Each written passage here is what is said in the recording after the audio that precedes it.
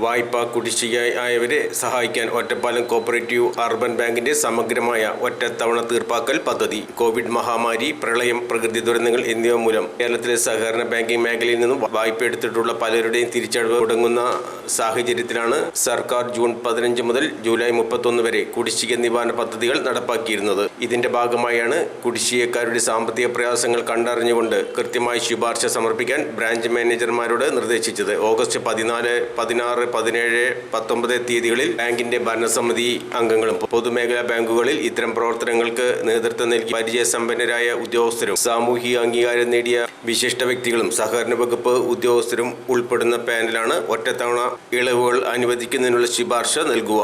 കുടിശ്ശികയിൽ നിന്ന് മോചിതരാകാൻ അവസരമൊരുക്കുകയും ചെയ്യുക എന്നതാണ് ലക്ഷ്യമിട്ടിട്ടുള്ളത്. ഈ പരിപാടിയുടെ ആനുകൂല്യം നേടി കുടിശ്ശികയിൽ നിന്ന് മോചനം നേടുന്നതിന് ശ്രമിക്കണമെന്ന് ബാങ്ക് ചെയർമാൻ യു രാജഗോപാൽ ആവശ്യപ്പെട്ടു. പത്രസമ്മേളനത്തിൽ professional director Vijayan M, managing director doctor M Ramanunni, general മാനേജറെ ചുമതല വഹിക്കുന്ന CS ബിന്ദു എന്നിവർ പങ്കെടുത്തു.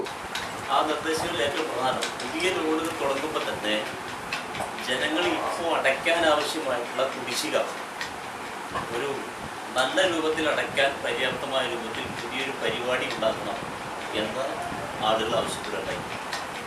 അപ്പോൾ അത് ബാങ്ക് ഭരണസമിതി കൂടി ആലോചിച്ച് റിസർവ് ബാങ്കിൻ്റെ കൂടി അനുമതിയോടുകൂടി ബാങ്ക് ഒരു തീരുമാനമെടുത്ത് ഒരു നല്ല തുക ഒരടയ്ക്കാനുള്ള കുടിശ്ശികയുടെ നല്ല ഭാഗം കുറച്ചുകൊണ്ട് അവരുടെ ലോണുകൾ സെറ്റിൽ ചെയ്യാൻ വേണ്ടിയിട്ടുള്ളൊരു പരിപാടിയാണ് ഇന്ന് ആലോചിച്ചുകൂടെ നിങ്ങളോട് പറയാൻ വേണ്ടി പോകുന്നത്.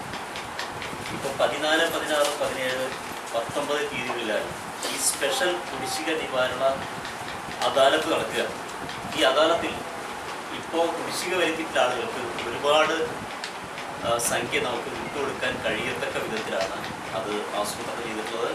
തീർച്ചയായും ഒറ്റപ്പാലം അർബൻ ബാങ്കിൻ്റെ പരിധിയിലുള്ള കുടിശ്ശികക്കാർ, അതായത് ലോൺ അടയ്ക്കാൻ വലിയ വീഴ്ച വരുത്തിയ മുഴുവൻ ആളുകൾക്ക് ഇതിന് വലിയ പ്രയോജനം കിട്ടത്തക്ക വിധത്തിലാണ് ആലോചിച്ചിട്ടുള്ളത്. വലിയ കാര്യമാണ് ഇത്. മറ്റൊരു ബാങ്കും ചെയ്യാൻ പറ്റാത്തത്ര കൂടുതൽ ഇളവ് നൽകിക്കൊണ്ടാണ് നിങ്ങളത് ചെയ്യുന്നത്. അതിനെ സംബന്ധിച്ചുള്ള സാങ്കേതികമായ ചില കാര്യങ്ങൾ കൂടി ഇത് നിങ്ങളോട് പറയാം. ബാങ്കിൻ്റെ MD നിങ്ങളോട് പറയും. ചെയർമാൻ സൂചിപ്പിച്ച പോലെ കുടിശ്ശിക വരുന്നതിൻ്റെ പ്രധാനപ്പെട്ട കാരണം സാമ്പത്തിക മേഖലയിൽ വരുന്ന പ്രയാസങ്ങളുടെ അടിസ്ഥാനത്തിലാണ്. നമ്മൾ നോക്കിയപ്പോൾ ഖത്തറിലൊക്കെ വർക്ക് ചെയ്യുന്ന പലരുടെയും ജോലി പോയി. അതുകൊണ്ട് നേരത്തെ വീടിനെടുത്ത വായ്പ തിരിച്ചടയ്ക്കാൻ അവരെ കൊണ്ട് കഴിയുന്നില്ല. വിദേശത്ത് ചില ആൾക്കാർ ചെന്ന് പെട്ട് കിടക്കുന്നു, അവരുടെ വിസ പൂർത്തി കിട്ടിയിട്ടില്ല. നാട്ടിൽ തന്നെ ഉണ്ടായിരുന്ന ചെറിയ ബിസിനസ്സുകൾ കോവിഡിന് ശേഷം പിന്നീട് ഉയർന്നു വരാൻ കഴിഞ്ഞില്ല. അപ്പോൾ ഇങ്ങനെ അവരുടേതല്ലാത്ത കാരണങ്ങൾ കൊണ്ട് കുടിശ്ശികയായ കേസുകൾ ഏതെങ്കിലും തരത്തിൽ പരിഗണിച്ച് സോൾവ് ചെയ്യാൻ എന്ത് ചെയ്യാമെന്ന് ആലോചിച്ചപ്പോൾ റിസർവ് ബാങ്ക് പറഞ്ഞത് അതത് ബാങ്കിൻ്റെ കുടിശ്ശികക്കാരുടെ സ്വഭാവവും അവരുടെ ശേഷിയും പരിഗണിച്ചുകൊണ്ട് പ്രത്യേക കുടിശ്ശിക നിവാരണ പദ്ധതികൾ ഒരു നയം ബാങ്കിന് രൂപീകരിക്കാമെന്നാണ്.